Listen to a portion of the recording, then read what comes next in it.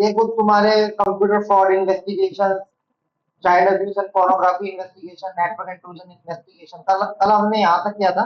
ठीक है, तो बेसिकली ये क्या होता है जब कंप्यूटर फ्रॉड इन्वेस्टिगेशन करते हैं तो क्या क्या चीजें हमारी मतलब चीजें मेन होती है, क्या क्या डिटेल्स लेनी होती है। Child abuse and pornography investigation में मतलब एक जैसी सब चीजें मिलेगी, chat log, movie file, image, internet activity log, file names, same network intrusion investigation, address book, configuration file, email, notes, letter, website history, ये सारी चीजें आपको चाहिए होती है। Homicide investigation, domestic violence investigation, financial fraud and मेरी आवाज clear आ रही है? ये तो नहीं हो रहा ग्लिच? यस सर, क्लियर है। ठीक है, financial fraud and counterfeiting investigation, email and threat harassment and stalking investigation. अच्छा मेरे को एक चीज बताओ, सॉफ्टवेयर पायरेसी इन्वेस्टिगेशन, इंडिया के अंदर एक वो हुआ था मूवी पायरेसी का केस, सबसे बड़ा, कुछ आइडिया है? भूल गए? मूवी पायरेसी का बताया था मैंने, सबसे बड़ा केस इंडिया में। जैसा सॉफ्टवेयर पायरेसी होती है, जैसे क्रैक टूल होते हैं, वैसे ही तुम्हारा मूवी पायरेसी का बहुत बड़ा इन्वेस्टिगेशन केस चलाया था सीबीआई ने। बताया था, तुम आए नहीं थे, बताया था पर मैंने। दूसरी क्लास के बच्चे से पूछना, 10 से 12, मतलब तुम्हारी क्लास के और बच्चे से पूछना, बताया था। किसी को कुछ आइडिया है मूवी पायरेसी?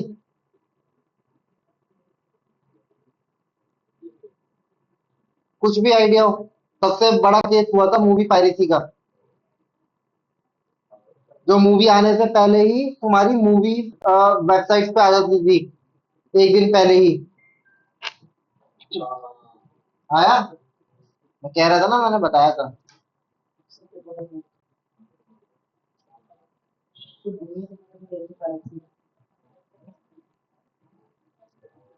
तमिल रॉकर्स, ठीक है, तमिल रॉकर्स नाम की वो थे, इसका सीबीआई का केस अभी भी चल रहा है। 900 जो आपके थिएटर के बंदे होते हैं, 900 कर्नाटक, तमिलनाडु और बहुत सारे साउथ इंडियन मूवी, तो सीबीआई के केसेस अभी भी तमिल रॉकर्स पे चल रहे हैं। ठीक है, तमिल रॉकर नाम की वेबसाइट थी जो जिनका टाई अप था, जितने भी थिएटर वाले बंदे होते हैं ना, इनके से, तो एक दिन पहले मूवीज उन थिएटर तक पहुंच जाती है, तो उनकी सीडी बना के, उनकी कॉपी बना के सीडी वायरल होती थी, साथ के अंदर ऑनलाइन पे अपलोड कर दी जाती थी। तो तमिल रॉकर इसने कितने कितनी मूवी मतलब एक दिन आने से पहले ही पब्लिक में डिस्ट्रीब्यूट हो जाती थी। तो तुम्हारा तमिल रॉकर्स फेमस है। ठीक है, ये तुम्हारा टेलीकम्युनिकेशन फ्रॉड, ठीक है, ये रहने दो, ये भी रहने दो। अब document and guidelines before sending to for science lab क्या रहती है आपके? ये सीजर मेमो होता है आपका। ठीक है, सीजर मेमो जिसको हम पंचनामा, ठीक है, जो आपके पुलिस के अंदर पंचनामा कहते हैं। आपने सुना होगा मूवीज में हर जगह पंचनामा करवा दो, ये करा दो। पंचनामे में क्या होता है, जो भी आपका एविडेंस होता है उसको रिटर्न रिकॉर्ड में आपका सीज आइटम में चढ़ा दिया जाता है कि भैया ये आइटम हमने बरामद करे हैं इस क्रिमिनल से या इस हैकर से, ये 5 डिवाइसेस इसके घर पे मिले, तो एक बार वो चढ़ गया तो ये कोर्ट में ही जाता है सीधा पंचनामे की कॉपी। तो अगर एक भी डिवाइस ऊपर नीचे इधर उधर हुआ तो रिस्पॉन्सिबिलिटी कौन सी? Investigator, responsibility of investigating officer, जो भी पुलिस है, जो भी डिपार्टमेंट है, जो भी हैंड मतलब एक तरह से उसको एविडेंस को प्रोटेक्ट या फिर जो भी एविडेंस को रख रहा है उसके ऊपर जिम्मेदारी आती है। ठीक है, पंचनामा इधर procedure is important in cyber crime investigation as in any other crime. पंचनामे में क्या होता है, आपका इस तरह की सारी डिटेल्स आती है, लाइक आपका ये ऑब्जेक्ट मिला है, मान लो एक फोन मिला है, इस फोन का केस में क्या भागीदारी है, इसका जो क्रिमिनल पकड़ा गया उससे क्या रिलेशन है, ठीक है, इस जो मोबाइल से है क्या क्या करा गया था, ठीक है, सारी चीजें आपको डिटेल में लिखी जाती है। Following guidelines that should be followed during Caesar memo. Make sure one of the technical people from the responder side along with the two independent witness. ये मोस्ट इंपॉर्टेंट होता है विटनेस के साइन। अब ये हो सकता है कि घर वाले क्योंकि सामने उनकी साइन करवाते हैं, is a part of the search and seizure proceeding to identify the equipment correctly and guiding the IO. अब ये भी तो हो सकता है, जैसा मान लो मैं ऑफिसर हूँ, मैं तुम्हारे घर पे आ जाऊँ और मान लो मैंने 4 डिवाइस उठा लिए, ठीक है, 500 डिवाइस का कुछ ऐसा था जो मुझे चला मैंने रख लिया, ये भी हो सकता है, और ये भी हो सकता है कि मैंने कोई डिवाइस इम्प्लांट कर दिया। तो होता है क्या, जो जो घर से एविडेंसेस मिल रहे हैं, उन आप जिसका है डिवाइस, उसका साइन, उसके घर में मम्मी पापा या कोई भी थर्ड पर्सन वो, और साथ में पुलिस ऑफिसर, ये एज अ विटनेस साइन करते हैं कि भैया हाँ ये डिवाइस यहीं से बरामद हुआ, किसी के पास से बरामद हुआ। हाँ, ये अलग बात है कि बंदा कभी कभी निग्लेक्ट कर देता है, नहीं मेरा तो नहीं है, ये तो नहीं है। फिर हमारे पास एक ही ऑप्शन रहता है कि मान लो उसके घर से भी एविडेंस मिला लेकिन उसने मना करके नहीं मेरा नहीं है, ठीक है। अब पुलिस उसमें जोर जबरदस्ती नहीं कर सकती।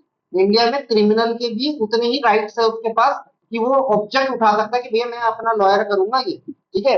तो उसके अंदर क्या होता है कि आपका कुल मिला के उसको भेजा जाता है, और उसका आईएनआई नंबर या फिर कोई भी ऐसा सीरियल नंबर भेजा जाता है कंपनी के पास, और वो उससे देखते हैं कि ये जो फोन है कब परचेज किया गया। अब मान लो उसने अमेजोन से परचेज किया, तो कंपनी ने अमेजोन को बेचा है, तो कंपनी तो हमारे को अमेजोन की डिटेल देगी। हम अमेजोन को बोलेंगे कि हमारे को ये सीरियल नंबर और ये आईएनआई का नंबर का फोन नंबर किसको आपने, तो हमको ट्रांजेक्शन हिस्ट्री दे देगा, ठीक है। सेम अगर उसने कोई दुकान से फोन खरीदा है, तो स्टॉक के अंदर बल्क के अंदर हमारे को क्या बताएगा कौन, तो ये हमारे को एक पूरी की पूरी चेन लिस्ट बन जाती है। दुकान वाले के पास पूरी रिसिप्ट विसिप्ट सारी होगी, ठीक है। तो यहीं से तुम्हारे कुछ ब्लैक फोन बिकते हैं मार्केट में, ये यहीं से पता चलता है। Please refer to notes made during the pre-investigation assessment for the cross-verify and correctly documenting the technical information regarding equipment, network, and other communication equipment at in the scene of crime. ठीक है। अब आपका continue में क्या है, time zone, system time, play very critical role. ये इतना important time है, एंटायर इन्वेस्टिगेशन इस पे डिपेंड करती है। पॉलिटिक्स पे आपका एक ही चीज डिपेंड करती है, टाइमिंग, ठीक है। Please make sure the information is noted carefully in panchnama from the system that is switch on condition. अगर स्विच ऑन कंडीशन मिला तो आपको ये करेक्टली करना है, ठीक है। Please don't switch on any devices, अगर वो बंद है तो उसको ऑन नहीं करना। Please make sure a serial number is allotted for each evidence and the same should be duly noted not only in the Panchnama but also in the chain of custody। तो ये आपका chain of custody का form दिखा होगा, उसके अंदर भी note करना है और पंचनामे में भी नोट करना है। पंचनामे में तो आपका पूरा का पूरा डिटेल जाएगा, ये है, ये केस हुआ है, इस बंदे का फोन है, इस बंदे ने क्या क्राइम किया था, इस फोन का क्या रोल है उस क्राइम में, इस बंदे का उस बंदे से क्या रोल है, ठीक है, किस तारीख को इस फोन से उसने मैसेज किया, ये किया या वो किया, ये पूरा पंचनामे में आ गया। साथ में हम इसमें फोन का और ब्रैकेट में उसका सीरियल नंबर दे देंगे। लेकिन चेन कस्टडी एक फॉर्म और होता है जिसके अंदर मेंशन करते हैं कि ये फोन है, ये है, वो है, ये सारी डिटेल, ये भी दिखाऊंगा मैं। Additional evidence collection form. Make sure each device is photographed before starting of the investigation process at their original place along with respected reference। जहां से वो बरामद हुआ है फोन, वहां की फोटोग्राफी, फोन की टोटल फोटोग्राफी। क्यों? क्योंकि ये कोर्ट में भी जाती है, पहली चीज फोटोग्राफी इंपॉर्टेंट है। दूसरी चीज, आप फोन की कंडीशन की भी फोटोग्राफी करते हो कि कल की डेट में हमने फोन जो बरामद किया ये था, ऐसा दिख रहा था, वैसा दिख रहा था। मान लो अगर कल की डेट में ये टूट जाता है, ये चेंज करने की कोशिश होती है, तो बोला जाएगा कि ये टूटा बाद में है, फोटो में ये सही बरामद हुआ था। समझ रहे हो? तो इसीलिए फोटोग्राफी बहुत इंपॉर्टेंट होती है। Make sure that the investigating officer has some knowledge and ability to identify various digital devices. Please make sure all the details mentioned in the form are completely filled। ये आपका chain of custody का digital evidence collection form होता है। Digital evidence collection form, crime scene number, crime number, police station number, investigating officer का number, नाम, location, कौन सा थाना, कौन सा साइबर सेल है, date, time, item number, custodian suspect number. अगर यही फॉर्म कॉर्पोरेट में होता तो आपका क्राइम नंबर यही नहीं होता। यहाँ आपका क्राइम नंबर नहीं, एविडेंस नंबर, और ये चेंज होकर कंपनी का नाम और लोकेशन और कौन काम कर रहा है और लोकेशन, बस इतना चेंज होता। फिर कंप्यूटर इंफॉर्मेशन, कौन क्या चीज मिली है, लैपटॉप मिला है, डेस्कटॉप मिला है, एक एक्सटर्नल हार्ड डिस्क मिली है, ये एचडीडी ओनली मिली है, अदर क्या है, उस पर टिक मार्क, जैसा लैपटॉप मिला है तो टिक मार्क, टाइम जोन लिखते हैं, बायोस का डेट टाइम, और वो उस लैपटॉप का manufacture, model number, serial number, asset tag, actual date time, ये सारे लिखते हैं। फिर आते हैं एविडेंस ड्राइव का। विवेक, हेलो, आवाज आ रही मेरी guys? Yes sir. Yes sir, आ रही है। विवेक तुम्हारे को नहीं आ रही क्या?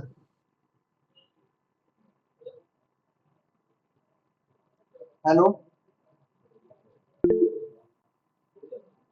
मुझे लगता है नेटवर्क, मेरी वॉइस कट के आ रही है क्या सबको? ये सही से आ रही है, क्लियर आ रही है? नो सर, क्लियर आ रही है। मुझे लगता है विवेक नहीं सर, तुम्हारा ठीक आ रही नेटवर्क, है, कभी कभार बीच में होती है हल्की सी ब्रेक। मुझे लगता है नेटवर्क का इशू हो रहा है। बाकी यहाँ से तो सही आ रही है एकदम। एक बार चेक करो, एक बार लेफ्ट करके वापस से इन करके देखो। ठीक है।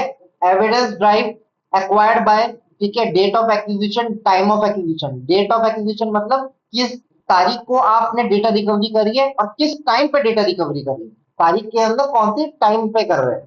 Signature of investigating officer. फिर ये आपका model digital evidence collection form आता है, आपको कौन सी ड्राइव मिली है, आईडीए, एसपीएसआई, साटा, कौन सा ड्राइव मिली है। तो साटा मिली है तो साटा और उसकी सारी डिटेल। अब डिटेल तो लिख दी। अब यहाँ आपको ये लिखना है कि उसका डेटा रिकवरी किससे किया गया है, तो कौन सा सॉफ्टवेयर यूज किया गया है, उस सॉफ्टवेयर का वर्जन कौन सा है, राइट प्रोटेक्शन यूज करिए सॉफ्टवेयर बेस्ड या हार्डवेयर बेस्ड, तो उसकी डिटेल वेरीफाइड बाय, ठीक है, इमेज फाइल नेम नोट, कुछ भी तुम्हारे को डेटा रिकवरी या कुछ भी नोट डालना है। Manufacture, model number, serial number, ये हार्ड डिस्क का आपको मेंशन करना है इधर। तो ये इस तरह से आपके फॉर्म बनते हैं, ये कोई मतलब टिपिकल नहीं है, आपके जो भी कंपनीज होती है, जो भी आपके साइबर सेल्स होते हैं या फिर नॉर्मल जो गवर्नमेंट का और प्राइवेट सेक्टर का, वो अपना खुद का एक फॉर्म बनाते हैं, ये सब अपना अपना एक फॉर्म डिजाइन करते हैं। लेकिन ये बेसिक फॉर्म है कि जिसमें आपकी सारी पर्टिकुलर चीजें आ जाती है कि ये चीजें डिटेल चाहिए एविडेंस के लिए, कि कल की डेट में एविडेंस का हमारे पास सारा कुछ रहे। Maintaining a chain of custody. Chain of custody is a legal context referred to a chronology, documentation, or a paper trail showing the seizure, custody, control, transfer, analyze, and deposit of physical electronic evidence. अब ये most important line है, क्यों कह रहा हूं? ये आपका paper trail होता है। पेपर ट्रेल मतलब ये सारा कुछ आपका पेपर डॉक्यूमेंटेड होता है। पहली चीज, शोइंग द सीजर, कि जो हमने जब्त किया वो आइटम। कस्टडी, किसके कस्टडी के अंदर है, कौन सा साइबर फॉरेंसिक लैब है जो इसके अंडर है, कौन इसके ऊपर काम कर रहा है कंट्रोल के अंदर। ट्रांसफर यानी आपका यहाँ आपका ट्रांसफर, यानी ये उसके पहले हमारे पास पहले ये पुलिस को मिला, पुलिस टाइम नोट कर लेगी सीजिंग टाइम का, फिर ये उनने हमारे को फॉरेंसिक के लिए भेजा तो हम टाइम नोट कर लेंगे कि पुलिस ने हमारे को किस तारीख को दिया। अगर पुलिस ने हमारे को दिया है, देखो कोई केस स्टार्ट हुआ है, कोई क्राइम सीन हो गया, ध्यान देना, एक एक बना के दिखाता हूँ, ये बहुत ज्यादा इंपॉर्टेंट है, यहाँ तुम्हारे को टाइमिंग का चीज समझ आ जाएगा। मान लो कोई केस हुआ रात को 12 बजे या 1 बजे करीबन, ठीक है। अब हमारे को नहीं पता कब क्या हुआ है, वो तो हम जब फॉरेंसिक इन्वेस्टिगेशन करेंगे तब पता चलेगा। पुलिस सुबह आई है 7 बजे, ठीक है। पुलिस ने 7:15 पे उसके सारे डिवाइसेस, एक एक लैपटॉप था उसको सीज कर लिया, तो एस लिख दिया, सीज कर लिया, जेड लिख देता, ऐसा है जेड, ठीक है। उसने कंप्यूटर को जब्त कर लिया। अब टेक कंट्रोल कौन कर रहा है, पूरा का पूरा पुलिस कर रही है। हम आए हैं पुलिस के पास करीबन करीबन 8 बजे, ठीक है। 8:05 तक पुलिस ने हमारे को सारा का सारा डिवाइसेस सबमिट कर दिया, तो हम ये टाइम नोट कर लेंगे और उनसे साइन करवा लेंगे कि भैया 8:05 पे आपने हमारे को ये ट्रांसफर कर दिया एविडेंस, ट्रांसफर एविडेंस टीई, ठीक है। हमने उस एविडेंस पे काम करना स्टार्ट किया है 9 बजे, ठीक है। तो हम इसमें लिखेंगे एक्यूजेशन, डेट एंड टाइम, कि हमारा काम यानी डेटा रिकवरी हमने 9 बजे स्टार्ट करी, तो हमारे को कितने बजे मिला, 8:05 पे मिला है। अगर 8:05 से पहले और 7:15 के बीच में अगर कुछ भी चीज चेंज हुई है तो इसका मतलब शक जाएगा सीधा सीधा पुलिस पे कि पुलिस ने उसको टेम्पर किया है। अगर 7:15 के बाद कोई भी लॉग्स नहीं बन रहे तो सीधा ये पता चलेगा कि फिर क्रिमिनल ने ही जो कांड किया है, ठीक है। क्योंकि 7:15 तो तुम्हारा पंचनामा, वो अपना पंचनामा भर देंगे कि भैया हमने जब्त कर लिया है। जब्त करने के बाद अगर उन्होंने कुछ टेम्पर किया होगा तो वो हम उसके टाइमिंग के हिसाब से देखेंगे कि 7:15 के बाद अगर मान लो पुलिस ने टेम्पर किया है और टाइमिंग आ रहा है 7:30 का, तो 7:30 किसके अंडर आ रहा है, यानी 7:15 और 8:05 के बीच में आ रहा है, तो इसका मतलब कि पुलिस ने ही टेम्पर किया है, ये क्रिमिनल ने टेम्पर नहीं किया है। अब वो क्यों किया है, कैसे किया है, वो कोर्ट के अंदर जज पूछेगा, या तो सस्पेंड करेगा, कुछ भी करेगा। तो इसीलिए कोर्ट के अंदर ही टाइमिंग का खेल, और इनफैक्ट तुम्हारा इंसिडेंट रिस्पॉन्स टीम के अंदर जो ये तुम्हारा कॉर्पोरेट लेवल में काम होता है, उसमें भी टाइमिंग का खेल बहुत इंपॉर्टेंट है, हमेशा याद रखना। क्यों इंपॉर्टेंट है? क्योंकि आपको टाइमिंग की नॉलेज होगी तो on the basis of log देख सकते हो, चेक कर सकते हो। ठीक है, सारी चीजें आप चेक कर सकते हो। टाइमिंग का खेल होता है। क्यों?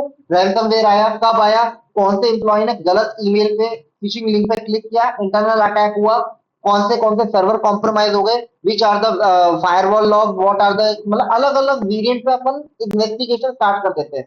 तो ये कॉर्पोरेट लेवल पे होता है। तो टाइमिंग का खेल हमेशा याद रखना। आपको देखो, टाइमिंग अगर आप नोट नहीं करोगे तो कल की डेट में पुलिस आप पे ब्लेम कर देगी, भैया इनने टेम्पर किया है।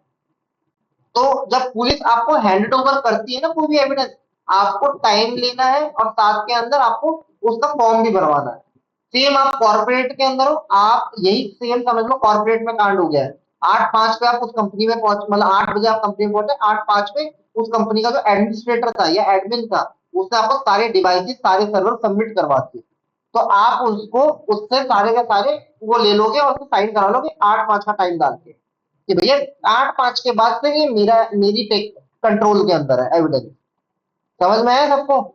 रवि, साक्षी, सूजन, विवेक, जगदीश। Yes sir. ठीक है, तो ये आपका यस टाइमिंग का सर, एक बिल्कुल। बहुत इंपॉर्टेंट रोल करता है। क्योंकि कोर्ट के अंदर यस सर। बार बार जज है ना, इन्हीं चीजों में फंसा, मतलब आपसे क्रॉस क्वेश्चन होते हैं, हमेशा याद रखना, क्रॉस क्वेश्चन होंगे।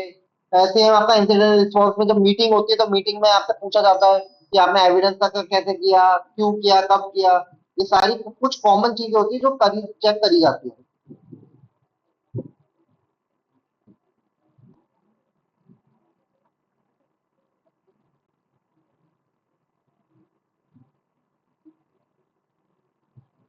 2 मिनट रुकना एक बार गाइस।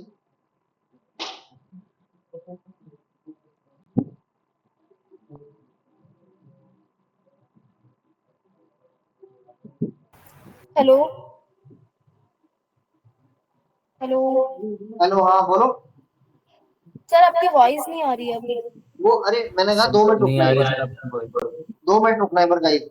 हेलो, आवाज आ रही है? Hello, yes sir. 2 मिनट रुकना एक बार। Okay sir. ओके।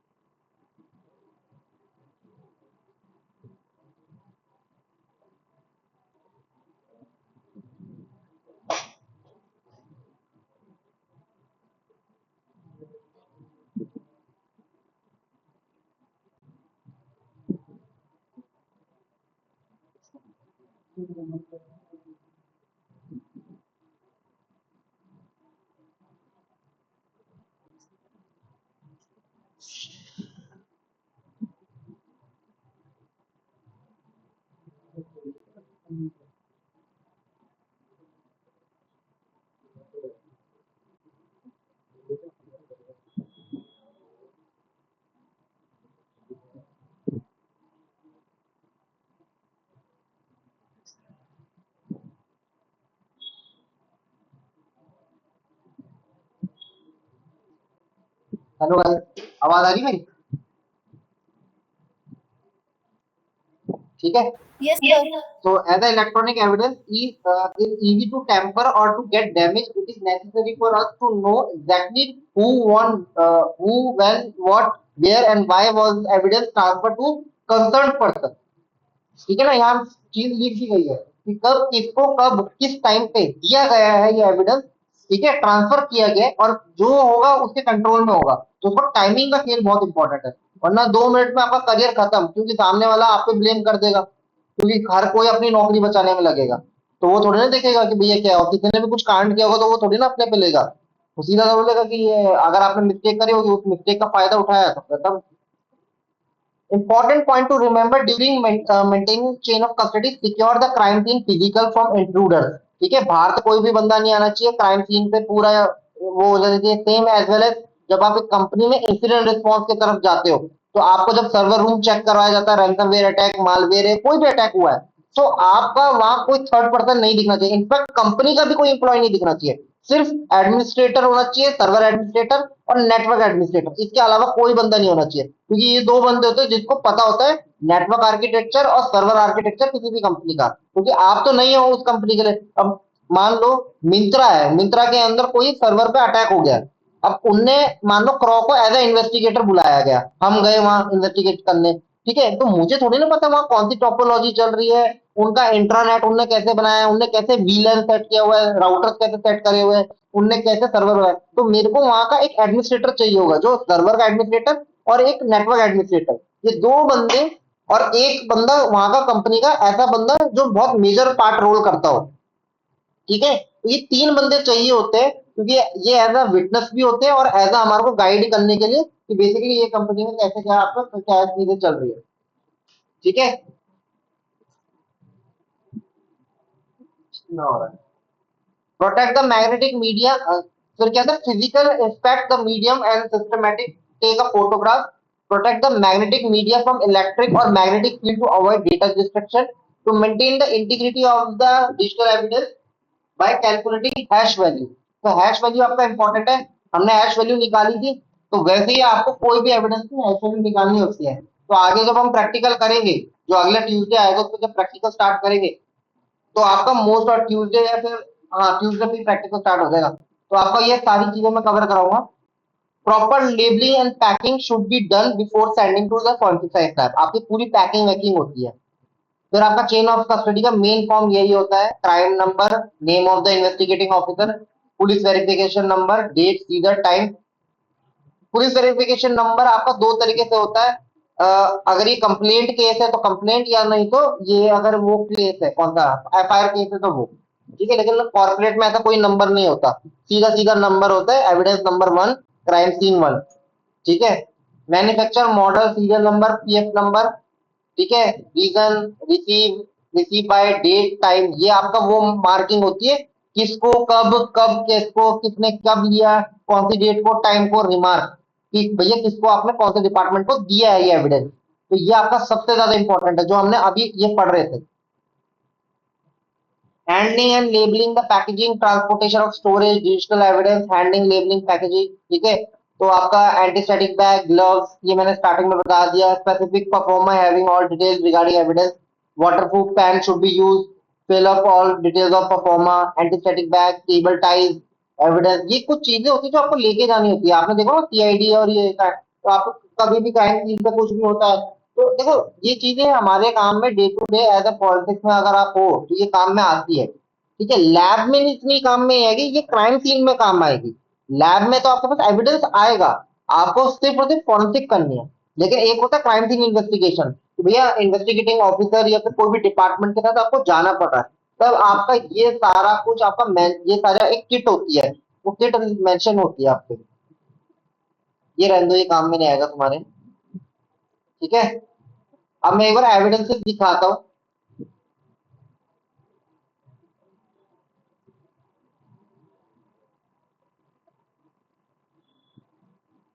ये देख रहे हो, विजिबल है सबको, Yes, sir. तो ये आपका एविडेंस केस में जब पिछले साल केस कर रहा था फरवरी में, तो ये उस एविडेंस की फोटोज है, ठीक है, कुछ कुछ फोटोज मैंने है मेरे पास, ठीक है, जो दिखा सकता हूँ, तो ये हमने brand name, model number, storage, RAM, OS, ये सारा कुछ हमको करके टैगिंग करनी होती है और उसको एक नाम देते हैं, फिर आपका फोन पकड़े जाते हैं तो फोन के अंदर हम स्टिकर फिर टैगिंग करते हैं, अभी टैगिंग क्यों करते हैं, अब भाई आप कोड के अंदर बोलोगे भैया आईफोन एग्जाम लेके आना, आईफोन एग्जाम कौन सा, तो इसीलिए एक तो हम इसलिए टैगिंग करते हैं कि भैया एविडेंस नंबर EX4 लेके आए, पहली बात, दूसरी चीज क्यों हम इसके ऊपर टैगिंग करते हैं, कल की डेट में हमने 3-4 फोन लिख दिए, तो हमारे को कितने फोन जब बरामद हुए, 1 2 3 4 5 6, तो हमने टैगिंग कर दी, तो हम जब उसमें लिस्ट के अंदर, तो लिस्ट में 6 फोनों का जिक्र करेंगे, टैगिंग बताएंगे, अगर एक फोन भी इधर उधर मिसप्लेस होता है तो टैगिंग से याद रहेगा, अब हमारे को टैगिंग से पता रहेगा कि EX5 ये वाला फोन था, ये रियलमी का फोन था, EX6 ये गायब है, तो इसलिए हम टैगिंग करते हैं, फिर आपकी पेन ड्राइव आ जाती है, तो पेन ड्राइव की बेसिक डिटेल्स सारी की सारी नोट डाउन करी जाती है, इंस्टेंट कौन सा क्या, ग्रे एंड ब्लू, आपका ये पूरा मेंशन किया जाता है, सीरियल नंबर सब कुछ कहाँ की बनी है ये, तो ये ऐसा एविडेंस है। अगर ये टूटी भी होगी ना तो आपको यहाँ मेंशन करना पड़ेगा कि ब्रोकन, क्योंकि अगर मान लो ये ब्रोकन नहीं हुई और ब्रोकन नहीं थी और अंदर लैब में ले जाने के बाद कुछ हुआ है और ब्रोक हो गई है, तो आप आपके और उसके पेन ड्राइव में चेक किया जाएगा कि ये टूटी हुई है, या तो आपने मिस्टेक कर दी, लिखा नहीं, आप बोल दो कि क्या मैंने जज साहब लिखा नहीं, तो ये बहुत बड़ी गलती है, फिर तो आपको पॉलिसी मतलब लाइसेंस ही बंद कर देंगे कि भैया इतनी छोटी भूल कर सकते हो आप। ठीक है, तो ये आपका वो रहेगा, ये आपका एक तरीके से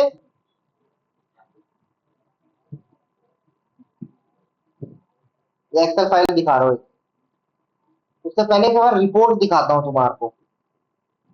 ये तुम्हारी रिपोर्ट रहती है, ये प्रोविजनल टेस्ट रिपोर्ट होती है, ये जो तुम्हारे नॉर्मल कॉर्पोरेट में भी और तुम्हारे गवर्नमेंट में भी ये दोनों जगह काम आती है। प्रोविजनल टेस्ट रिपोर्ट का मतलब होता है main test, main test report से पहले एक रिपोर्ट बनाई जाती है, ठीक है, उसमें हम हैश हैश नंबर और ये सारा कुछ दे देते हैं। तो डेट ऑफ इशू, ये रिपोर्ट कब इशू हो रही है, date of performance of testing, कब हमने एविडेंस पे टेस्टिंग करी थी, कंप्लीशन ऑफ टेस्टिंग कि मान लो आज आज मैंने काम किया और संडे को जाके खत्म हुआ है, तो आज की डेट और संडे की डेट डलेगी। कस्टमर नेम, अगर प्राइवेट क्लाइंट है तो प्राइवेट का नाम, और अगर गवर्नमेंट ओरिएंटेड है तो डेजिग्नेशन जाती है कि भैया सब इंस्पेक्टर है, एसएचओ है, या आर्मी का ऑफिशियल है तो आर्मी की डेजिग्नेशन, कैप्टन है, ये है वो है जो भी, ठीक है। लोकेशन ऑफ परफॉर्मेंस, यहाँ हम डालते हैं, या तो अगर मान लो लैब में काम हो रहा है आपकी फॉरेंसिक लैब में, तो उसका सारा का सारा आपको एड्रेस डालना पड़ेगा। ऑन साइट अगर होता है तो यहाँ आप ब्रैकेट में, जैसा हम बता नहीं सकते, हम इनकम टैक्स की रेट में गए थे तो इनकम टैक्स की रेट में कभी भी डिस्क्लोज नहीं करते कि किस जगह पे जा रहे हैं। तो हम जैसा मान लो क्रॉस साकेत है, क्रॉस लक्ष्मी नगर है, तो मान लो यहाँ छापा पड़ा है मान के चलो, तो कल की डेट के अंदर हम इसको दो, जैसे आर्मी में बोलते हैं ना अल्फा और बीटा, तो alpha premise alpha premise beta, तो हम ऐसे कोड नेम देते, तो उसके अंदर कोड नेम डाल दोगे आप। ठीक है, डिवीजन यहाँ आपको मेंशन करना जरूरी होता है कि डिजिटल डिवीजन है या फिजिकल डिवीजन है, हमारा डिजिटल डिवीजन है। फिर आपका आता है detail of major equipment and software use, कौन से सॉफ्टवेयर आपने यूज करे थे, उसका मेक एंड मॉडल मतलब कब का है और उसका मेक एंड मॉडल और बनता है। ठीक है, अब कौन से कंप्यूटर पे आपने ये सारी फॉरेंसिक इन्वेस्टिगेशन करी है बैठ के, मतलब कौन से कंप्यूटर का यूज किया है या लैपटॉप का यूज किया, तो उसकी सारी डिटेल्स जाती है, जैसे कि आपका ये डिटेल्स जाती है।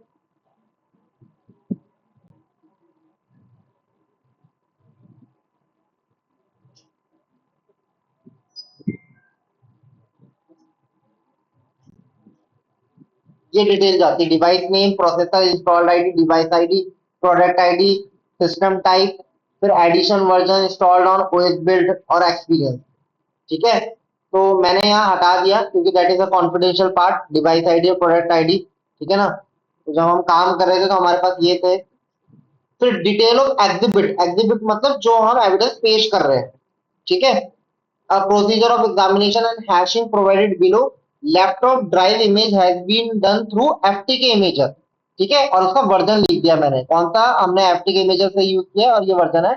Image copy has been transfer in to different hard drive, तो हमने डिस्क डुप्लीकेटर का यूज करके जो हमारे पास इमेज फाइल आई थी उसकी दो कॉपी बना के, एक मास्टर कॉपी और एक वर्किंग कॉपी।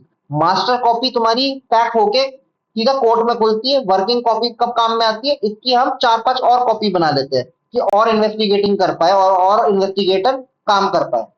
तो वो एचपी पवेलियन लैपटॉप दिखाया था तुमको, उसका मॉडल नंबर और उसकी इमेज फाइल निकल गई है, उसकी हैश वैल्यू। सेम आपका नंबर 2 पे procedure iPhone 14 plus imaging has been done through UFED और उसका version and image copy has been transfer in to different hard drive, master copy and working copy. ठीक है, ये याद रखना यूफेड से हुआ है। फिर procedure iPhone 15 Pro imaging has been done through Magnet AXIOM, और फिर आईफोन 12, आईफोन XR, आईफोन 11 और Realme 5 imaging has been done through UFED 7 point ये वाला। ठीक है, और image copy of all 5 devices has been transferred in to different hard drive, master copy और working copy. ये सबके नाम, सबका सीरियल नंबर मोबाइल का और हैश वैल्यू। अब मुझे एक चीज बताओ, मैंने आईफोन 14 प्रो को अलग क्यों रखा हुआ है, जबकि ये यूफेड से हुआ तो ये यूफेड से डालना चाहिए यहीं, और मैग्नेट एग्जाम से सिर्फ आईफोन 15 प्रो है तो ये अलग है, तो इसको अलग से दिखाना चाहिए था, तो मैंने 14 ऊपर अलग से क्यों लिखा है, कुछ नहीं, कुछ आइडिया?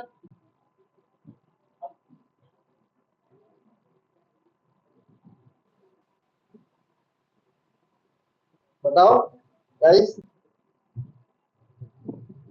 क्या सर, एक बार और क्वेश्चन। कहने का मतलब है आईफोन 14 प्रो करा है मैंने यूफेड से। ये टूल आता है, इजराइल का टूल है यूफेड, ठीक है। मोबाइल पॉलिटिक्स में आता है यूज, ठीक है। अब नीचे अगर देखोगे तो मैंने आईफोन 12, एक्सआर 11 और रियलमी 5 ये किया यूफेड से, सेम से। तो जब मेरे को इतने फोन डाले थे तो आईफोन 14 भी यहीं डाल के एक बार में मेंशन कर देता, क्योंकि आईफोन 15 प्रो एक अलग टूल से हुआ है तो मैं मान सकता हूँ इसको अलग से लिख सकते हैं, लेकिन आईफोन 14 प्रो अलग से क्यों लिखा गया है और ये सारे एक साथ लिखे गए हैं।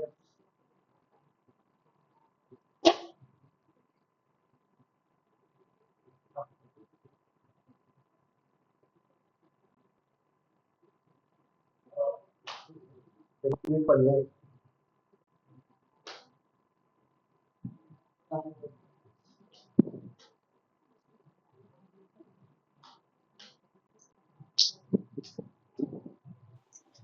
सर 14+ जो आपने लिखा है वो UFED से हुआ है ना? क्या चीज? आईफोन 14 UFED से इमेजिंग हुआ है, और बाकी ये 15 प्रो रियलमी ये सब मैग्नेट एडजूम से हुआ है। नहीं नहीं, मैग्नेट सिर्फ ये हुआ है आईफोन 15 प्रो। बाकी iPhone 12, iPhone XR, iPhone 11, Realme 5 ये यूफेड से हुआ है। Imaging has been done through UFED. तो सर ये यूफेड 4 PC से हुआ है ना, बाकी वो तो यूफेड ओनली PC लिखा है ऊपर।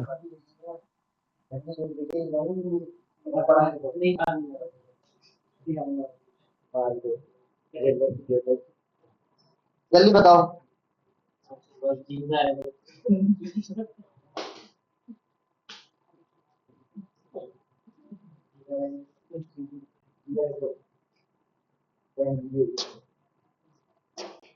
बताओ गाइस।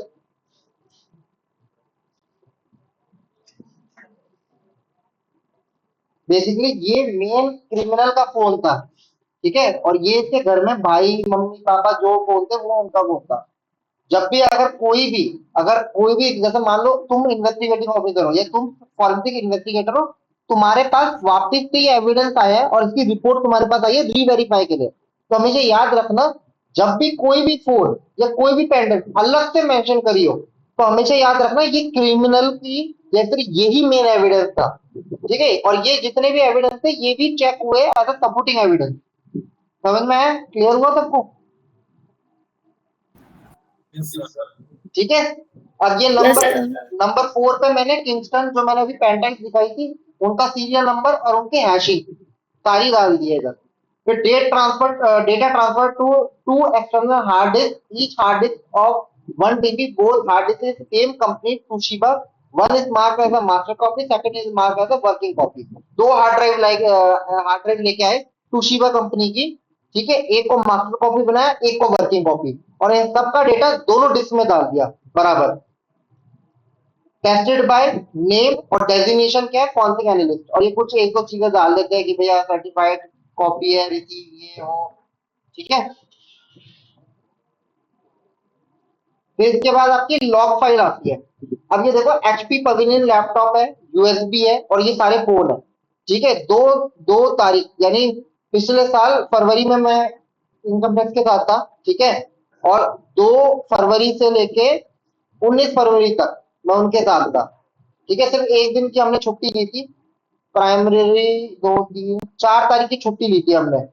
हाँ, 4 तारीख की छुट्टी है, 3 तारीख को हमने काम किया, 4 तारीख की छुट्टी है, ठीक है। तो सारे एविडेंसेस है, एविडेंस की कैपेसिटी डाली हुई है मैंने। अब यहाँ देखो क्या टाइमिंग का खेल है, स्टार्टिंग टाइम और एंडिंग टाइम। कितने बजे हमने एविडेंस का एक्विजिशन स्टार्ट किया और एंड हुआ। कुछ कुछ तो तुम्हारे एक एक दिन चलता गया, दो दो दिन चले गए, तो यहाँ मैंने मेंशन लिखा हुआ है कंटिन्यू फिर अगले दिन।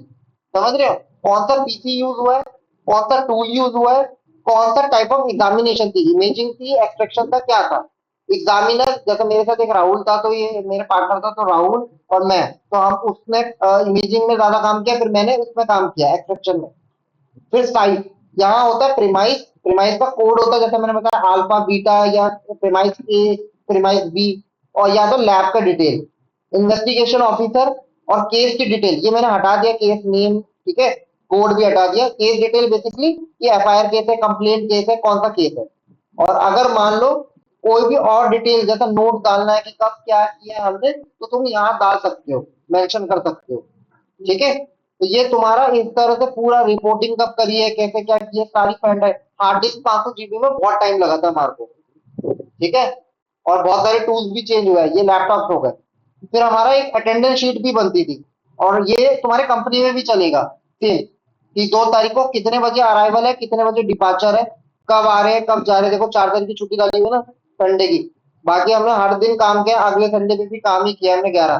तो बेसिकली आपका यहाँ एएम पीएम डालना जरूरी होता है, आना जाना, क्योंकि अगर जिस टाइम हम हैं तो हम टेक केयर करें। अब रात में पीछे से कोई टेम्पर कर जाए, लॉग में आइडेंटिफाई हो जाए, तो हम 2 मिनट में पकड़ लेंगे कि भैया हम तो बाहर थे। हमारा अराइवल टाइम, डिपार्चर टाइम, और उनकी भी शीट में भी मेंशन होता है, उनके रजिस्टर्ड में। तो इस तरह से आपका पूरा डेली अटेंडेंस शीट चलता है टाइमिंग का। ठीक है, क्लियर हुआ सबको? Yes, sir.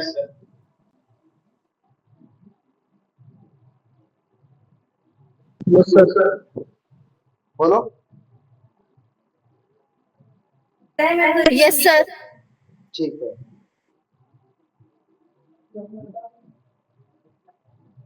ठीक है, ये तो तुम्हारा ऑलमोस्ट हो ही गया। इसकी एक बार फोटोग्राफी ले लो, तुम्हारे नोट स्क्रीनशॉट ले लो, नोट्स में काम आ जाएगा। Identification, preservation, analyse, document presentation.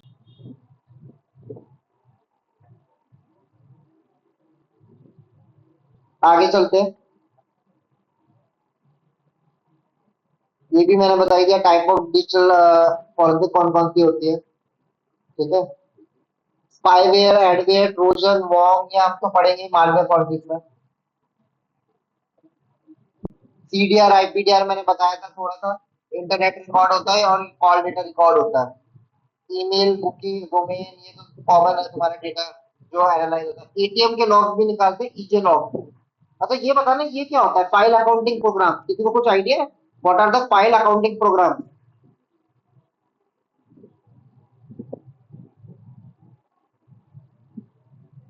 Tally सुना? टैली,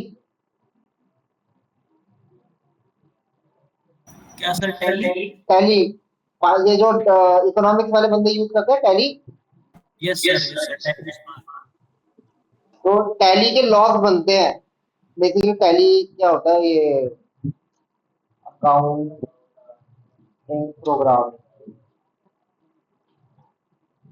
ठीक है, ये तुम्हारा टैली सोल्यूशन एक अकाउंटिंग प्रोग्राम होता है। ये जो तुम्हारे जीएसटी के बिल विल और ये सारा कुछ होता है, वो टैली में बनते हैं। ठीक है, तो इसके भी लॉग होते हैं, जो अगर मान लो इनकम टैक्स में टैक्स छुपाने के लिए ट्रांजेक्शन में अप डाउन करते हैं, तो इसके भी लॉग जनरेट होते हैं। तो इसको भी हम देखते हैं। ATM log, instant message history, internet browsing history, communication में थ्रू वेरियस चैटिंग एप्लीकेशन, जो भी सोशल मीडिया होते हैं उसका data, activity in various social media platform, temporary file, compressed file, encrypted files, database, तुम्हारे कंप्यूटर प्रिंट आउट के logs होते हैं, backup, global positioning system, GPS के कोऑर्डिनेट्स, ये मैंने बताया था, लॉग्स फ्रॉम इलेक्ट्रॉनिक टूर। ठीक है, digital video, digital audio, data from various storage device. ये कॉमन, मतलब आपके ये लॉग, मतलब आपको ये फाइलें एनालाइज में मिल सकती है। इस तरह से पेंडेंट होते हैं चश्मे में, तो आपको पता नहीं चलेगा। घर में आप इन्वेस्टिगेटिंग करने गए हो और आपको पता नहीं चला, एविडेंस वही था लेकिन उस बंदे ने छुपाया हुआ था।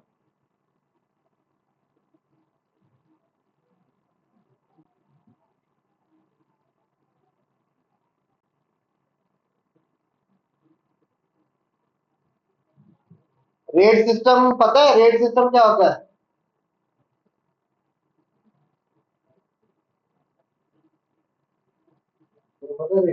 No sir.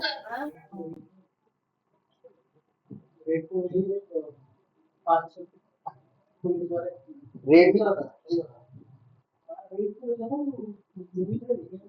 रेट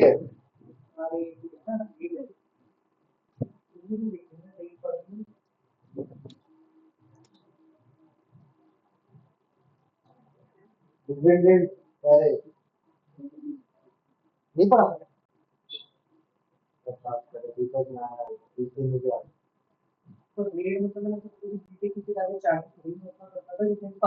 अच्छा गाइस, ये होता है रेड। तुम्हारा बताता हूँ रेड क्या काम में आता है।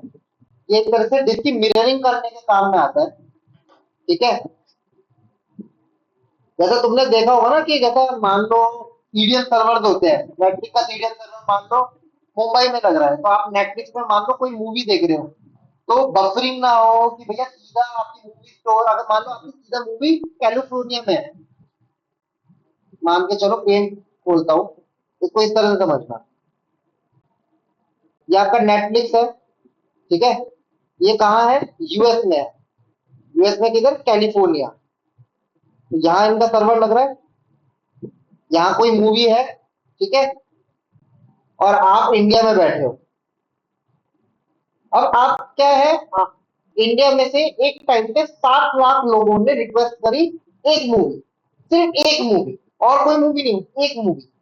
तो इतनी रिक्वेस्ट हैंडल, ठीक है, और ऊपर से उनका टाइम वो ना हो, उनको वो सारी वीडियोस उनको सही टाइम पे मिल जाए, ठीक है, और रिक्वेस्ट के अंदर कोई भी कुछ भी गड़बड़ नहीं होए और ना बफरिंग होए, टाइम पे मिल जाए, तो ये हैंडल नहीं कर पाएगा एक सिंगल सर्वर। तो इसीलिए आपका इसके सीरियल सर्वर बनाने पड़ते हैं, जैसा यूरोपियन यूनियन में बना देंगे, सिंगापुर में बना देंगे नेटफ्लिक्स का, ऑस्ट्रेलिया बना देंगे। तो आपकी जो रिक्वेस्ट है ना, रिक्वेस्ट तो पहले जाएगी नेटफ्लिक्स के पास कि भैया को कौन सी मूवी चाहिए, लेकिन वहां से रिक्वेस्ट जाएगी ऑस्ट्रेलिया या फिर सिंगापुर, और वहां से आपके पास मूवी आएगी। यानी मूवी की मिररिंग होती है, बैकअप कॉपी पड़ी होती है, ठीक है, कि उस आपका आपका जो व्यूइंग एक्सपीरियंस है अच्छा हो जाए, आप और अच्छे से उसको मूवी को लाइव देख पाओ। तो इसीलिए आपके सीरियल सर्वर का ये बनाया जाता है। तो उसी तरह आपका रेड बनाया जाता है, ठीक है। रेड किस काम में होता है बताता हूँ। इसको पहली बात तो ये कहते हैं redundant array of independent disk, ठीक है। तो ये आपका रेड जीरो होता है। रेड जीरो में क्या होता है, अगर आपने एक मूवी डाली 1 GB की, ठीक है, तो वो है ना अलग अलग ब्लॉक्स में सेव हो जाएगी। ब्लॉक 1, ब्लॉक 2, ये हार्ड डिस्क है, मान लो ब्लॉक 1 एक हार्ड डिस्क है, ब्लॉक 2 एक हार्ड डिस्क है। ये तो मान लो हमने एक जो डिस्क है आपकी 8 TB की है, ठीक है, और आपका जो एक डेटा है वो 3.3 TB का है, या फिर मान लो 1 TB का है, तो वो डिस्प्यूट होगा, आधा इसमें आधा इसमें, आधा इसमें आधा इसमें। क्यों? क्योंकि अगर एक भी डिस्क निकाली तो वो स्ट्रिपिंग खराब हो जाएगी। ये डिस्क को रखने, ये इसीलिए काम आता है पहली बात तो, बड़ा डेटा को रखने के लिए। अगर मान लो मेरे को 3 TB का डेटा रखना है, पर एक ड्राइव 1 TB की है, तो मैं रखूंगा कैसे डेटा? तो इसीलिए क्या आपका रिडंडेंट एरे यूज होता है, 3 TB का डेटा रखना है, तो हमने सारी ड्राइव को जोड़ दिया, तो आधा डेटा इधर इधर इधर इधर, तो आराम से हम इसको यूज कर सकते हैं। आपने रेडिट पढ़ी है सबने? इधर लिनक्स पढ़ी होगी सबने। Yes, sir. आपका एक चीज होता है, आपके रेडिट में एक चीज होती है,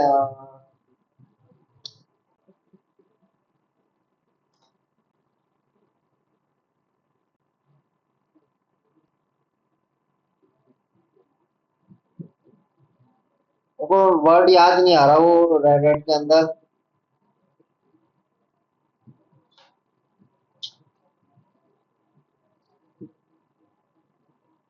स्टोरेज पूल ही होती है, लेकिन उसको कुछ और कहते हैं। इसको कुछ याद आ रहा है मेरे को ना, माइंड से स्लिप हो गया वो।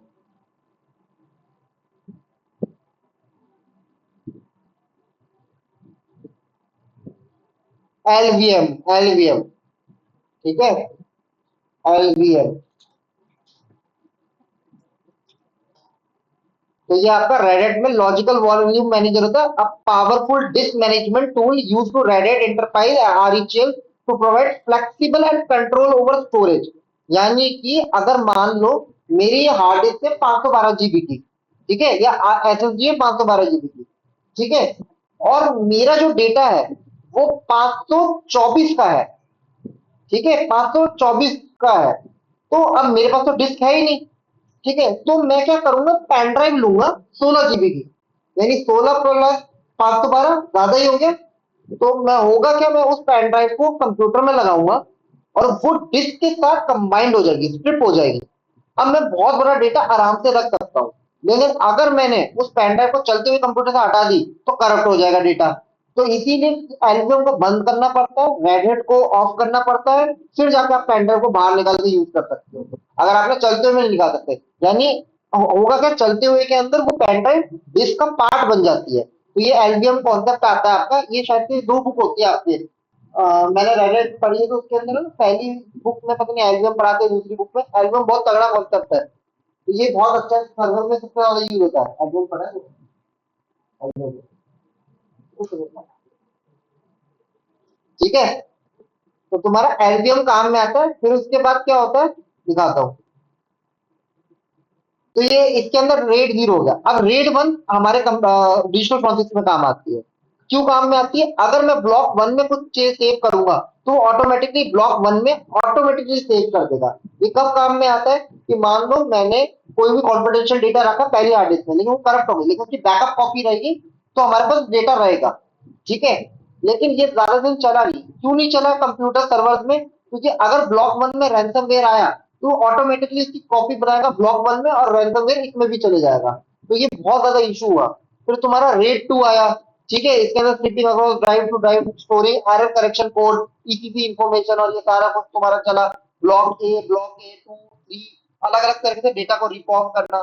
फिर तुम्हारा इसी तरह ब्लॉक रेड 3 आया, रेड 4 आया। रेड 5 कुछ एक तरीके से नया था। ये क्या करता था, पार्शली एक बड़ी हार्ड ड्राइव में सारा डेटा का कंप्रेस डेटा भी रखता था बैकअप कॉपी के लिए, और वो कंप्रेस कॉपी चेक भी होती थी कि कोई भी इंफेक्शन या कुछ नहीं हो। तो रेड 5 को बहुत एक्सट्रीमली आपके कंप्यूटर में भी रेड 5 होता है। तो अगर डिस्क मैनेजमेंट पे जाओगे, इस पर क्लिक करोगे, ये देख रहे हो रेड 5 वॉल्यूम। हम यहाँ से मिरर कॉपी भी बना सकते हैं, स्क्रिप्ट कॉपी भी बना सकते हैं और रेड 5 भी सीधा बना सकते हैं। ठीक है,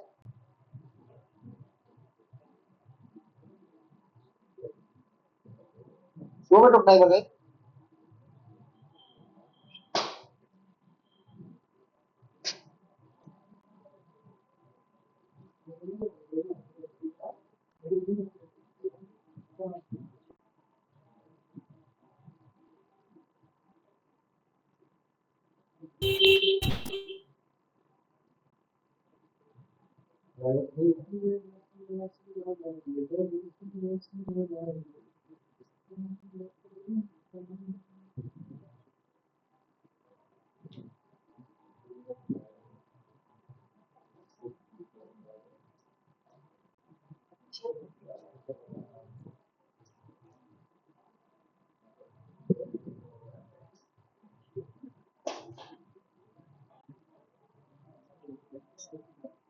अरे छोड़ो यार।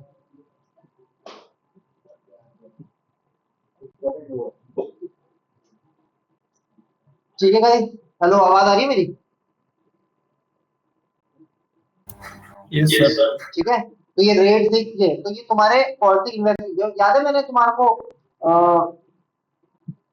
फॉरेंसिक वर्क स्टेशन दिखाए थे।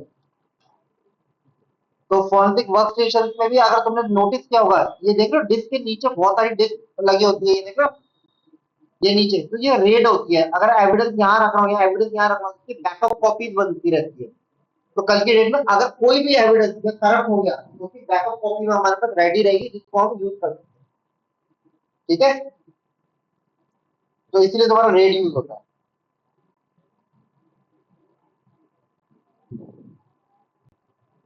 ये तुम्हारा डीवीआर मशीन होता है, उसको पूरा खोल के हार्ड डिस्क को डिसमेंटल करके, याद है हमने पर्पल वाली डिस्क देखी थी, पर्पल वाली डिस्क जो 24/7 सर्विलेंस के लिए यूज होती है, वो ये होती है जो आपके डीवीआर में लगती है, जो आपका इन्वेस्टिगेशन, जो ये आपका सीसीटीवी फुटेज और ये सारा कुछ निकाला जाता है। Source of digital evidence, smart watch, MP3 player, GPS, gaming console, camera, surveillance system, ये भी आपके एक तरह से डिजिटल एविडेंस है जिसमें से डेटा रिकवर कर सकते हैं। ये आपका आईओटी डिवाइसेस में आता है, Google Home, voice controller, Alexa, Echo, ये आपका बिट डिफेंडर, आईओटी सिक्योरिटी। अब सबसे ज्यादा इंपॉर्टेंट आता है type of digital evidences, data और प्रोग्राम। प्रोग्राम को मारते गोली। अब डेटा के अंदर आपके 3 तरह के होते हैं, volatile, non volatile, semi volatile. Volatile कौन सी मेमोरी होती है? जो रैम में होती है, यानी एक बार कंप्यूटर बंद तो रैम का डेटा गया। तो इसमें लाइव एक्विजिशन करते हैं हम। लाइव एक्विजिशन मतलब डेटा ऑन होना चाहिए, मतलब डेटा मतलब कंप्यूटर ऑन होना चाहिए तो ऑटोमेटिकली हम डेटा निकाल सकते हैं रैम से। नॉन वॉलेटाइल मतलब हार्ड डिस्क सीडीडीवीडी ऑफ हो गया, नहीं हुआ, ऑन है, तब भी हम डेटा रख निकाल सकते हैं। और सेमी वॉलेटाइल ऐसी फाइल होती है, temporary files, login data, sleep condition, hibernate condition, तो ये आपके तब काम में आती है। स्लीप हाइबरनेट आगे बताऊंगा। वॉलेटाइल मतलब सर आपकी, हाँ बोलो बोलो। सर रैम के अंदर फिर हमारा कौन सा डेटा सेव होता है? रैम में आपका सारा कंप्यूटर के प्रोसेस, आपके कंप्यूटर का पासवर्ड, एनटीएलएम पासवर्ड, आपका डीएलएल कौन कौन सी चल रही है, आपका उसके अंदर अगर कोई भी मेलिशियस प्रोग्राम चल रहा है वो, नेटवर्क के स्टैक, सारा रैम के अंदर होगा। अगर आपकी 8 जीबी की रैम है, ठीक है, उसमें बहुत डेटा बनता है, इनफैक्ट आपकी ब्राउजर हिस्ट्री तक उठा के रखता है रैम। तो रैम में प्रोसेस बहुत रियल टाइम में, अगर आप नोटिस करोगे रैम में बहुत चीजें चल रही होती है। वो हमारे को आज तक नया टॉपिक है ना पॉलिटिक्स में, तुम्हारे को तो आज तक तो पता ही नहीं था हमको रैम में, हम रैम का डेटा, रैम का इनिशियल, आपकी रैम एक्विजिशन यानी रैम डेटा रिकवरी एक ऐसा पार्ट है जो सबसे ज्यादा इनिशियल फर्स्ट स्टेप होता है जब आपको मालवेयर मिलता है। अगर आपको चलते हुए कंप्यूटर में मालवेयर एक्सेस हो गया है, पता चल गया इसमें मालवेयर है, ये है, तो आपको उसका रैम डंप लेना है। तो इनिशियल स्टेज आपको रैम में ही पता चल जाती है कौन सा प्रोसेस कब जनरेट हुआ है। ठीक है। Yes sir.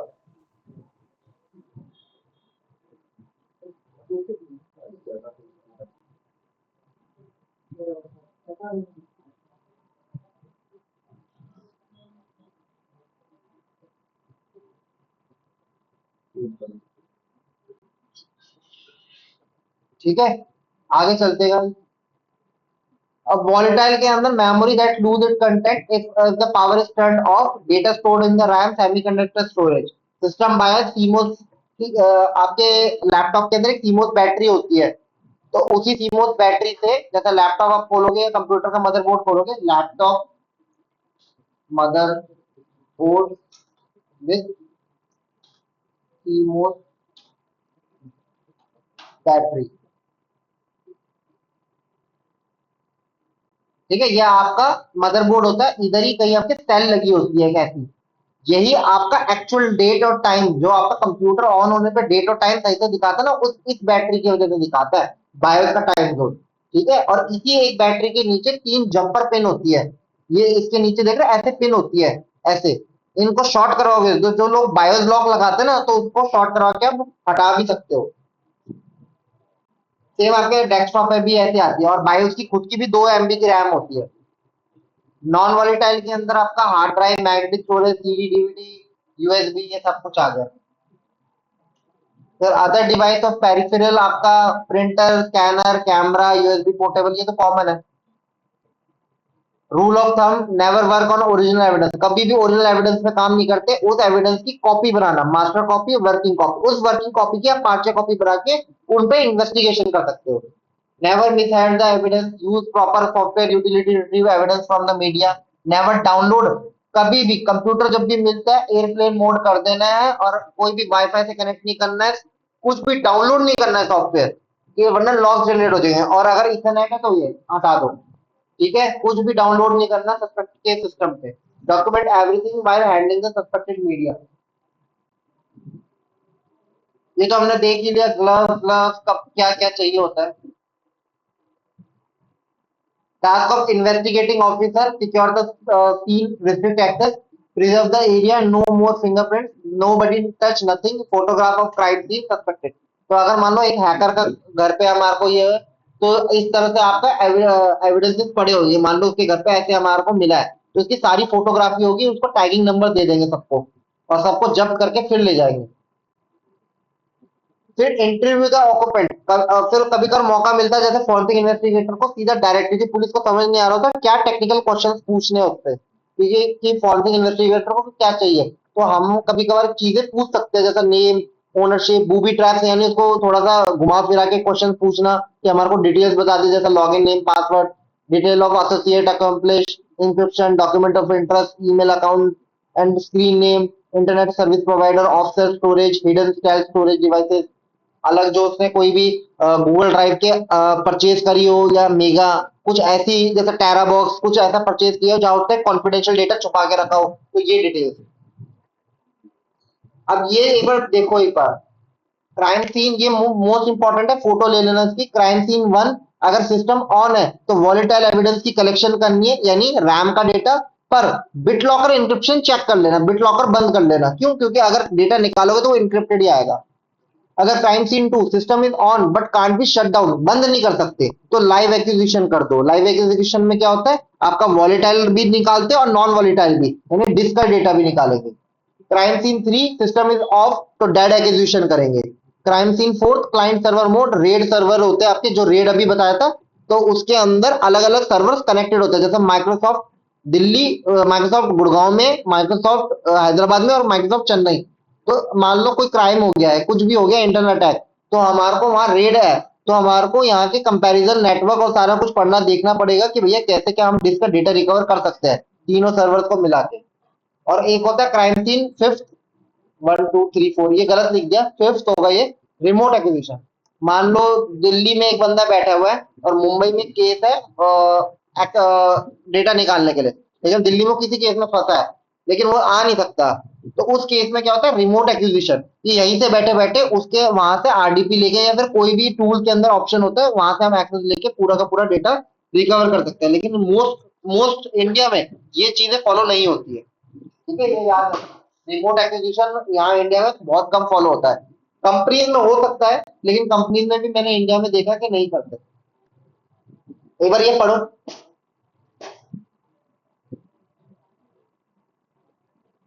पानी देना जरा, पानी देना।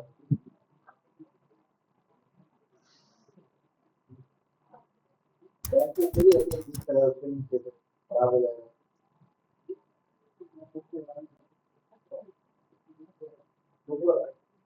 बहुत है।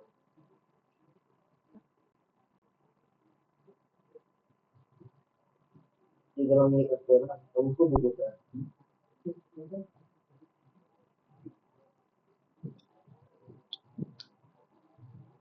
यही बात है, छोड़।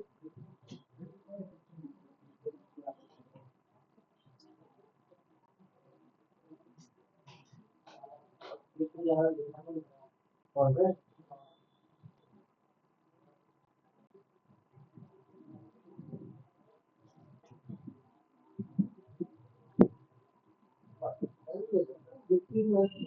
ऑटोमेटिक फंड में बार बार फंक्शन ऑफ कर रहे हैं, बंद कर रहे हैं।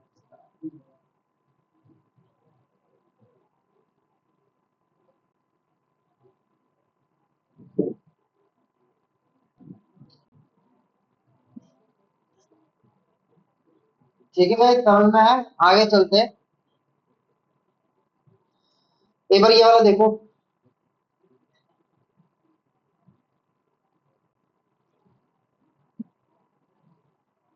और open cabinet, remove the hard disk and photography करनी है जब निकालो तब। क्यों इंपॉर्टेंट है? कल की डेट में अगर मान लो क्रिमिनल ने बोल दिया भैया ये मेरी है नहीं, पुलिस ने जानबूझ के लगाई है, आप कैसे साबित कर पाओगे ये इसकी है, या फिर कैसे कोर्ट उस पर बिलीव कर पाएगा ये इसकी है या पुलिस ने इम्प्लांट करी है? तो इसीलिए फिर आपका anti static bag, Faraday bag, bubble wrap bag. Bubble wrap bag वही होता है जो जिसमें से आवाज आती है फट फट फट, जो आपका अमेजोन पे कोई भी प्रोडक्ट आता है जो बबल रैप्ड होता है। ये क्यों यूज करते हैं? क्योंकि ये शॉक प्रूफ होता है, कोई भी एविडेंस गिर गया पैक है तो उसके ऊपर कुछ अफेक्ट नहीं होगा, क्योंकि ये बबल रैप क्या है, शॉक अब्सॉर्ब कर लेता है। ये रहने नहीं तुम्हारे काम का। ये इंपॉर्टेंट है, hard disk should be photograph and videograph each and sealed at the spot in the presence of minimum two number of independent witness along with other storage devices। ये एक बार पढ़ लो, ये मोस्ट इंपॉर्टेंट है। Precaution during search and scissor, यानी जब करते हैं तो आइटम पे क्या क्या हमारे को चीजें मेंशन है, मतलब क्या क्या चीजें प्रिकॉशन लेनी है।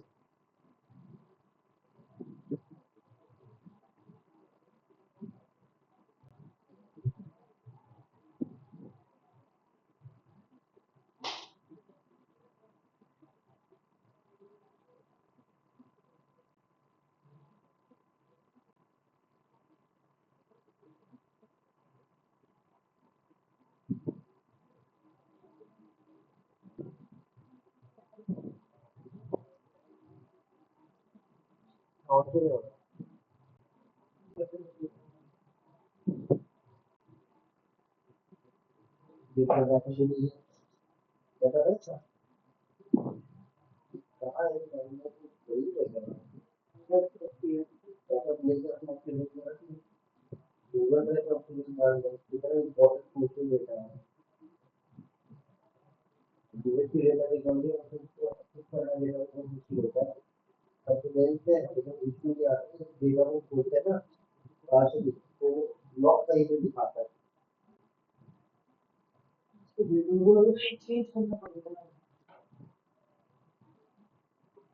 काम करना एक्सटर्नल ये या नहीं करने के लिए इससे कनेक्ट करके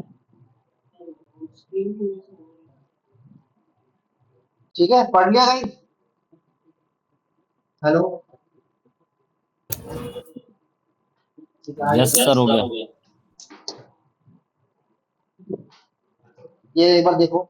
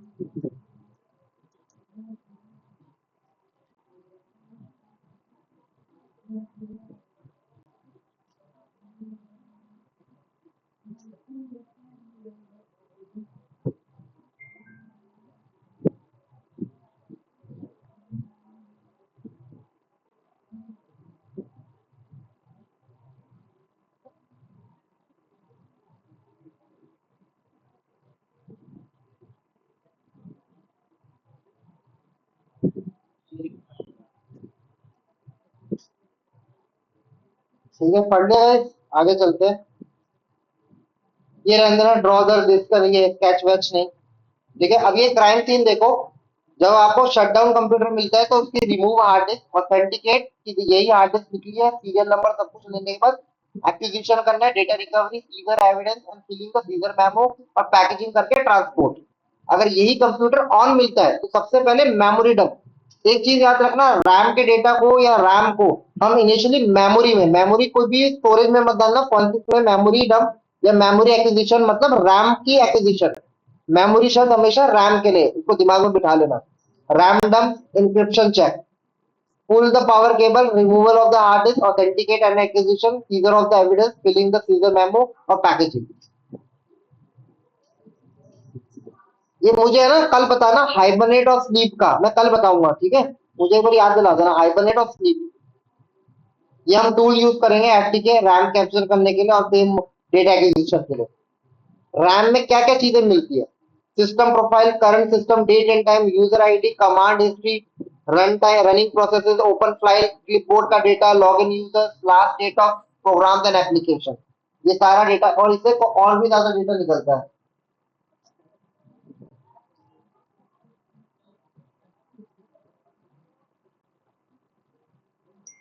ये आपका लैपटॉप का है, देखो इस पे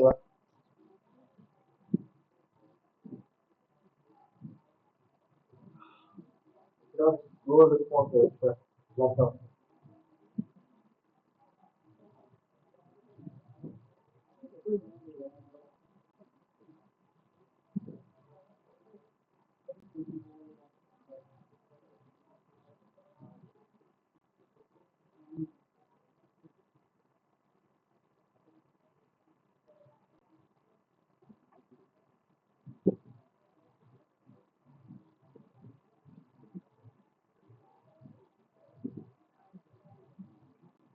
ठीक है, ये आपका इस तरह से battery, DVD, hard drive, wireless card, memory slot, CMOS battery, motherboard, cooling fan, इस तरह से आपका पूरा मदरबोर्ड होता है।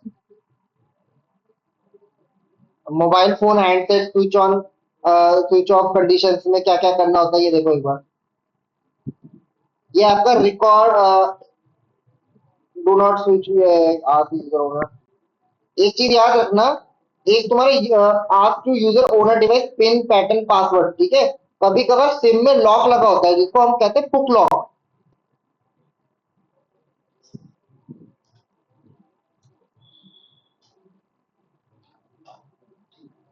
ठीक है। ये पुक लॉक कहते हैं। अंदर ही सिम में ऑप्शन आता है, तो पुक लॉक करने से मान लो जैसा होता है ना कि जैसा आपका फोन चोरी हो जाता है, तो आप क्या करते हो, भागते हो अपना एयरटेल पे जाके या जियो पे जाके कि अपने सिम को ब्लॉक करवा देते हो, ठीक है।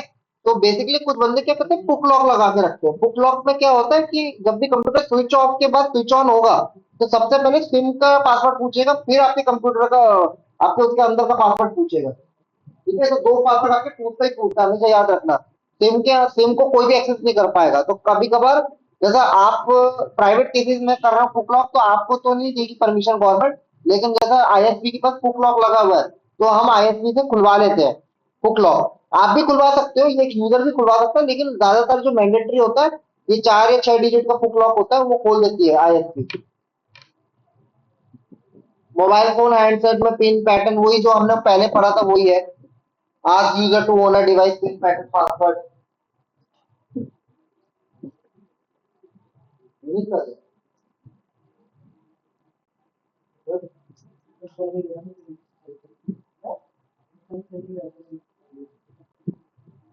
अच्छा, ठीक है। स्टिकर, ये आपका स्टिकर और टेप और camera on phone to prevent accidentally capture picture of investigation. हो सकता है उसके फोन में रैट डला हो और बंदा कहीं और से एक्सेस कर रहा हो और वो ये देखना चाह रहा हो कि कौन सा बंदा कौन फोन की पॉलिटिक इन्वेस्टिगेशन कर रहा है, ये सारी चीजें। तो आपकी छोटी छोटी चीजें होती है जो आपको देखने और इम्पोर्टेंट होती है जब आप कोई एविडेंस पे काम करते हो।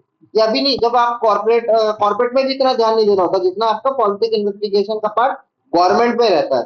तो वहां पे छोटी छोटी चीजों का बहुत ज्यादा, जैसे आपकी आर्मी की भी फॉरेंसिक की ब्रांच होती है जिसमें ड्रोन फॉरेंसिक, आपका ये सारा विंडो फॉरेंसिक सब कुछ होता है। तो वो बहुत ज्यादा प्रिकॉशंस करते हैं। जैसे पाकिस्तान अटैक कर रहा है, तो उसके सारे के सारे जो भी ड्रोन पकड़े गए उसकी फॉरेंसिक होती है, वो क्या पिक्चर कैप्चर करके भेज रहा है, तो टेप लगा रहा है, ये छोटी छोटी चीजें होती है आपके। Mobile phone handset switch on condition में क्या करना होता है ये देखो, पढ़ो इसको एक बार।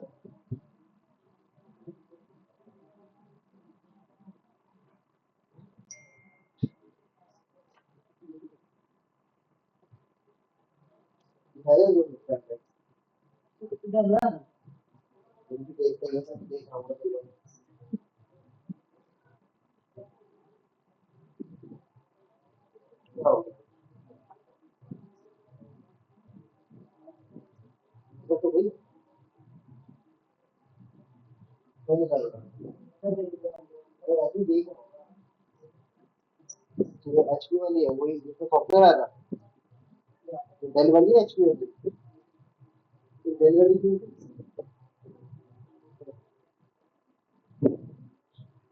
फिर वो सॉफ्टवेयर के लिए कौन सी चीज है?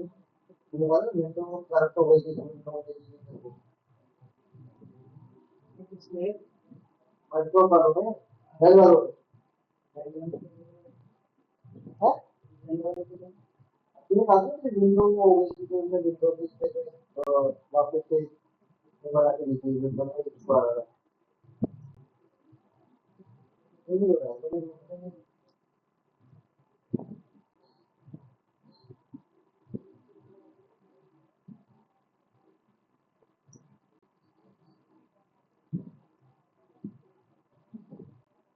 तो कैसे दी 2.0 ये तो ऐसी जगह 2.0 तो बहुत ज्यादा वो, ठीक है। टास्क ऑफ पॉलिटिक्स जो है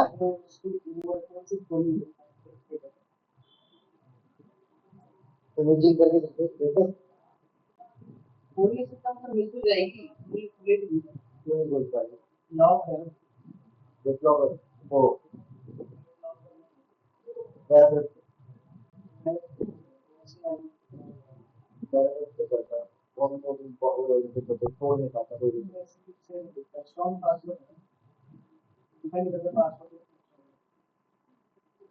है, task by forensic tool, acquisition, validation, extraction, reconstruction, reporting. ठीक है, एक्विजिशन मतलब कि डेटा निकालना, वैलिडेशन करना, जो डेटा निकाला है वो सेम है, एक्सट्रैक्शन करना यानी उस डेटा को निकाल के उसको उसमें से सारी फाइल्स को एक्सट्रैक्ट करना, बाहर निकालना। ठीक है, डेटा रिकवरी करके इमेज फाइल निकलेगी, लेकिन उसमें से डेटा निकाल के एक्सट्रैक्ट करना अलग होता है। फिर उसको रिकंस्ट्रक्ट करना केस के हिसाब से, यानी केस क्या बोलता है, केस में क्या क्या चीजें चाहिए थी वो, और फिर reporting. Wiping, sterilizing, and clearing the media process of securely removing all data from the media. Data cannot be recovered after wiping. Generally used by investigator to create a forensically sound drive for imaging. ये मैं आपका anti forensics में करवाऊंगा, आपका wiping किस तरह से होती है। टूल्स फॉर वाइपिंग ये उसी टाइम हम करेंगे। राइट ब्लॉकर मैंने बता ही दिया था, ये तुम्हारा राइट ब्लॉकर होता है। This process of disabling the write operation to any storage device, whether by hardware or any software tool, such tools are known as a write blocker. Write blocker permit read-only access to the data storage device without compromising the integrity of the data. ये most important होता है right blocker, ये आपको हर forensic lab में मिलेगा। Right block logic cube का मैंने दिखाया था। एफटीके हम इमेजिंग के लिए यूज करेंगे, जो हमारा फोर्थ मॉड्यूल ट्यूसडे से जो हम क्लास करेंगे तो हम एफटीके से स्टार्ट करेंगे। ये आपका हार्डवेयर बेस्ड इमेजिंग टूल होता है, ये सॉफ्टवेयर बेस्ड है या हार्डवेयर बेस्ड है। तो इसमें दो ड्राइव होती है, सोर्स ड्राइव, डेस्टिनेशन। हमेशा जो भी एविडेंस लगेगा सोर्स ड्राइव में लगता है, और सोर्स ड्राइव आपका राइट ब्लॉक्ड होता है, यानी पहले से ही इसमें राइट प्रोटेक्शन ऑन होती है, कोई भी एविडेंस लगाओगे वो टेम्पर नहीं हो सकता। इसका एक बार स्क्रीनशॉट ले लो गाइस, ये मोस्ट इंपॉर्टेंट है, इमेजिंग और क्लोनिंग।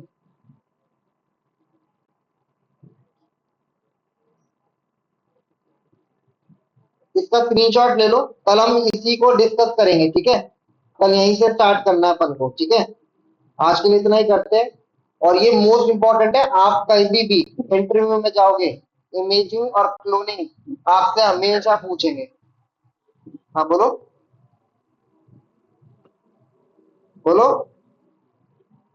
कोई बोल रहा था कुछ? ठीक है, अच्छा ठीक है। तो इमेजिंग और क्लोनिंग के क्वेश्चन एंड आंसर आपके सबसे ज्यादा आप इंटरव्यू क्रैक करोगे फॉरेंसिक्स के या इनफैक्ट इंसिडेंट रिस्पॉन्स के, तो इमेजिंग और क्लोनिंग पूछे जाते हैं। तो ये मैं कल पूरा डिस्क्राइब करूंगा, ये मोस्ट इंपॉर्टेंट है, स्क्रीनशॉट ले लो, आपके नोट्स में भी काम आएंगे। ठीक है, चलो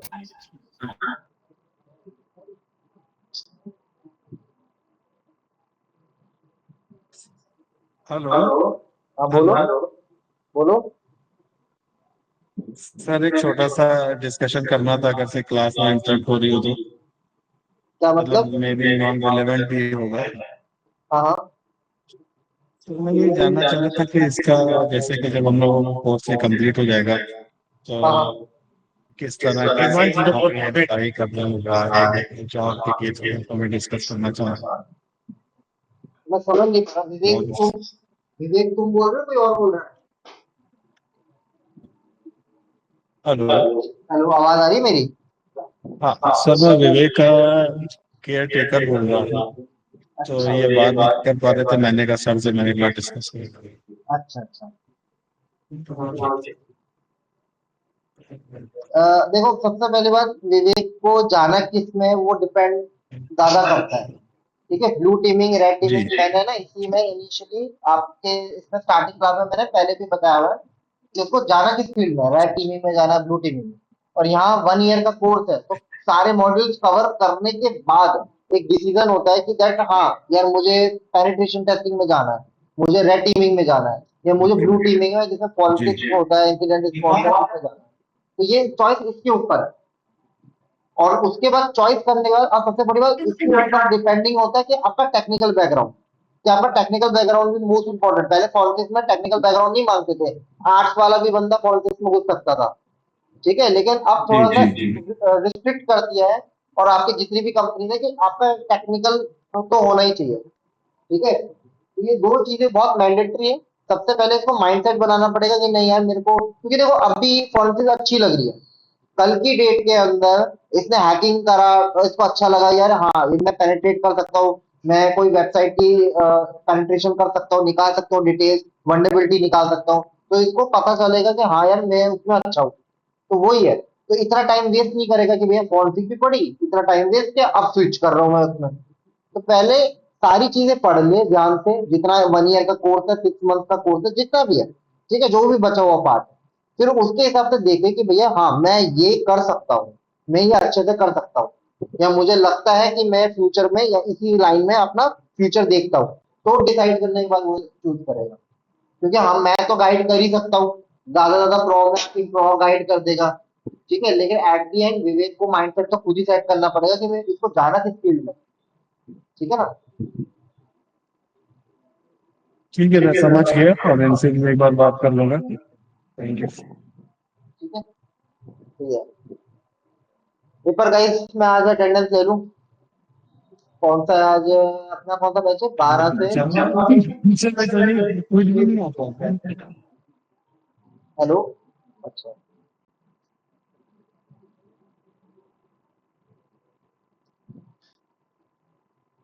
ठीक है, आलोक राज है, आलोक राज आया, कौन कौन, अच्छा उसका, अच्छा 2 मिनट रुकने पड़ेगा,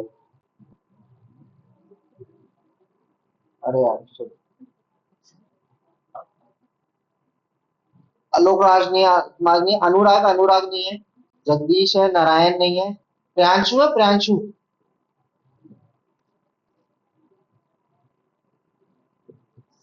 प्रियांशु नहीं है, राजकुमार वर्मा नहीं है, राज विश्वकर्मा नहीं है, रवि, रवि है, सत्यम है, सत्यम झा, सत्यम झा भी नहीं है, साक्षी है, शिवम है, शिवम, शिवम नहीं है, श्रीकर नहीं है, सुजल है, उत्कर्ष है, वरुण नहीं है, विवेक है। ठीक है गाइस, तो कल हम इमेजिंग और क्लोनिंग से स्टार्ट करेंगे, ठीक है। आज का समझ आएगा ये सबको। Yes sir. चलो गाइस, कल क्या है, फ्राइडे है ना, कल नहीं, कल तो थर्सडे है ना। Hello sir. हाँ बोलो। सर आज मैं लेट ज्वाइन हुआ था, रिकॉर्डिंग भेज दीजिएगा। अच्छा अपलोड कर दूँ आज बजे। Yes sir. ठीक है, आज बजे अपलोड कर दूंगा, ठीक है। चलो बाय बाय, टेक केयर।